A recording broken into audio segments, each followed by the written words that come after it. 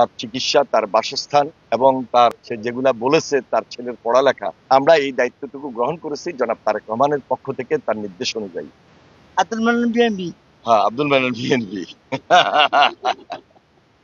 আমি ধন্যবাদ, আমি সকলের প্রতি কৃতজ্ঞতা প্রকাশ করছি।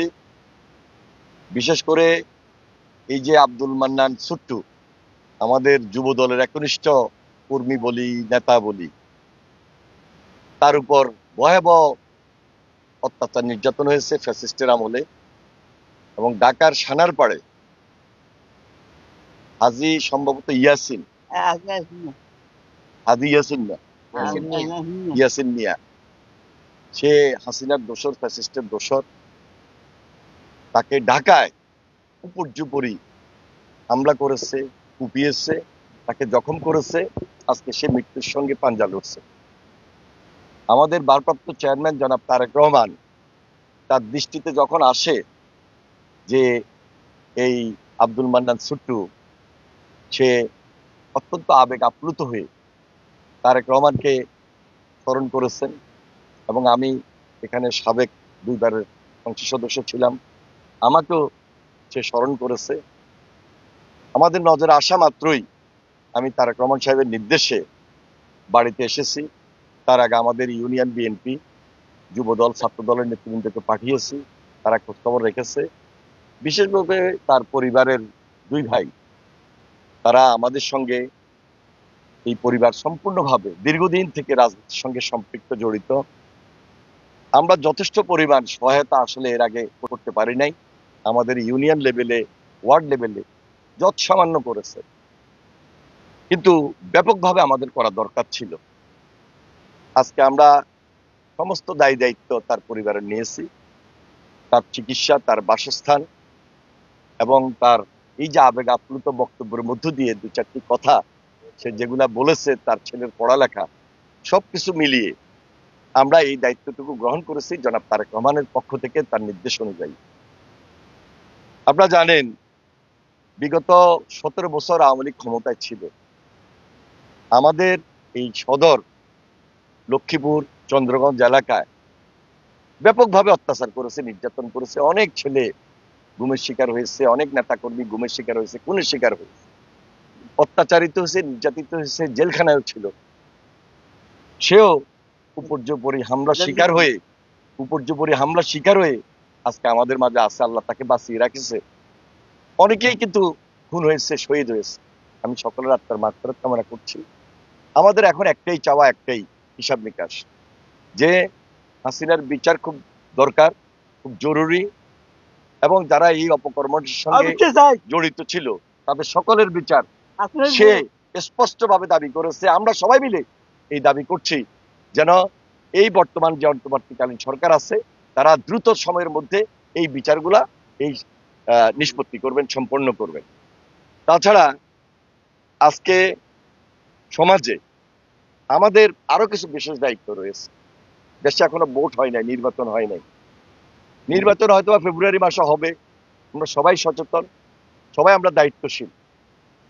আমাদের উপর জনগণ একটা আস্থা এবং বিশ্বাস নিয়ে আছে, কারণ দীর্ঘদিন আমাদের এই এলাকা ধানের শীষকে ভোট দিয়ে সবাই নির্বাচিত করেছে।